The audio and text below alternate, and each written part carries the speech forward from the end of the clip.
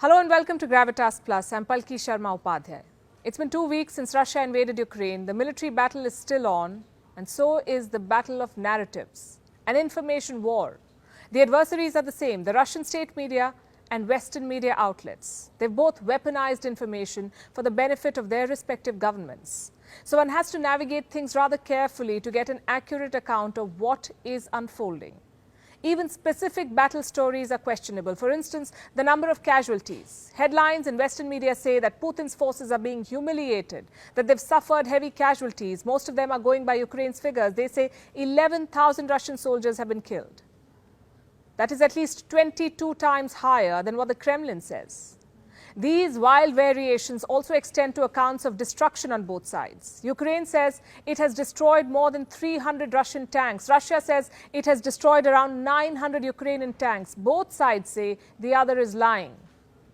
These differences illustrate the kind of story each side wants to offer to its own people. Ukraine wants to encourage its people through the tale of a successful resistance.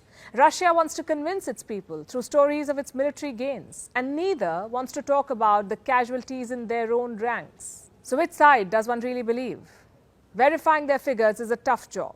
This is an armed conflict, remember. Access to combat zones is limited. There are no independent observers. So we don't know how much of the information is being filtered, modified, blocked, or concocted. Multiple storylines, multiple narratives and counter-narratives are doing the rounds. The first one is that the Ukrainians are successfully defending their land. How then did Russian troops reach the outskirts of Kiev in just 2 days? The second narrative is that Russian troops are making slow progress. How can they gauge the pace of Russia's progress with no access to Russia's battle plans? There's also a third narrative, which is essentially a moral binary. Whatever the West says is right, and anyone who does not accept this narrative is trying to undermine Ukraine's sovereignty. Now, all of these narratives can be challenged, should be challenged. In the age of social media, unfiltered information shapes opinions.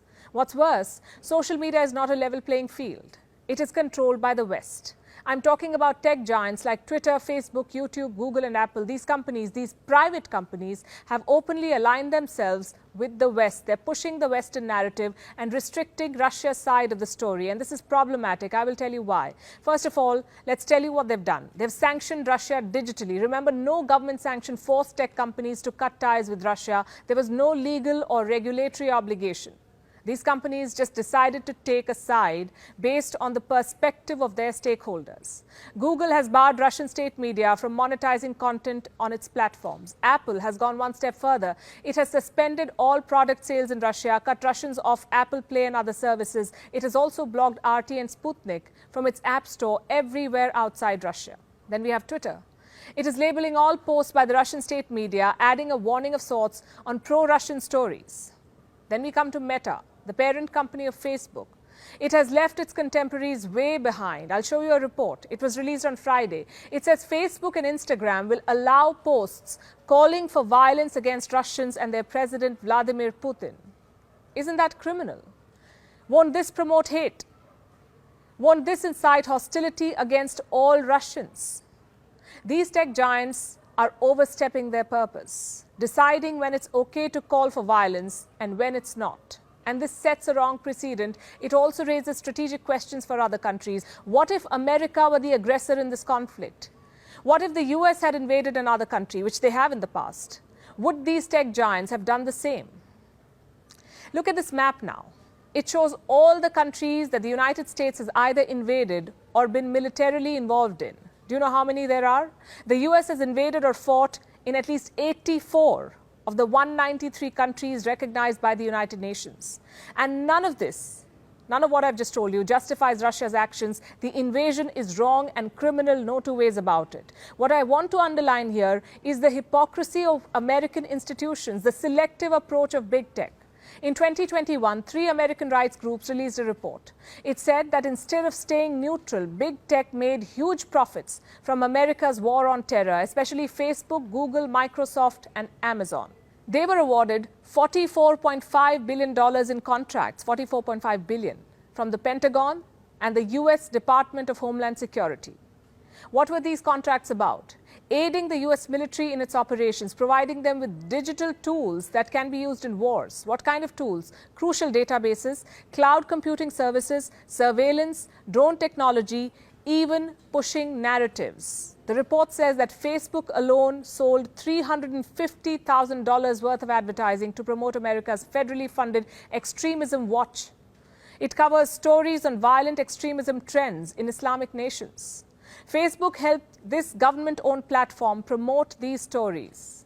And this was just one contract. This report says that there were hundreds of other contracts and subcontracts that were awarded to American tech giants, yet to be made public. Just to be clear, we're talking about platforms that have a direct line to the hearts and minds of billions of people the world over. 2.7 billion people use Facebook daily. 206 million people use Twitter daily. YouTube has 122 million daily active users. Imagine the kind of reach and potential big tech has in manipulating global opinion about America's actions, in controlling conversations about a conflict America is involved in. Things get murkier when you look at who's running these platforms.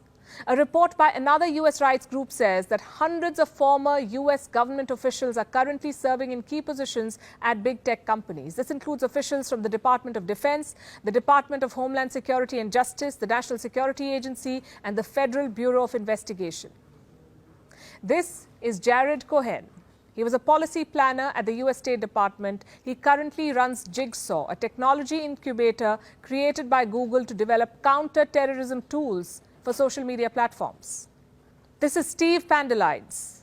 He worked at the FBI for 20 years. He's currently the director of security at Amazon Web Services. This is Joseph D. Rozek. He worked at the Department of Defense.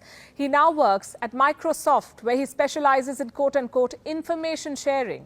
And these are just a few names. There are many, many more. Reports say there's a revolving door of sorts between big tech and US government agencies, countless security officials and policymakers pigeonholing information to suit American interests.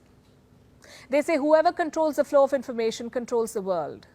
There could be no better description of what's happening right now. Russia is the aggressor in the conflict in Ukraine, yes, but the West's monopoly on information flow is making things complex. We cannot take every story on face value. We cannot confuse visibility with transparency. Not until the gatekeepers of the world's information keep global interests above their own.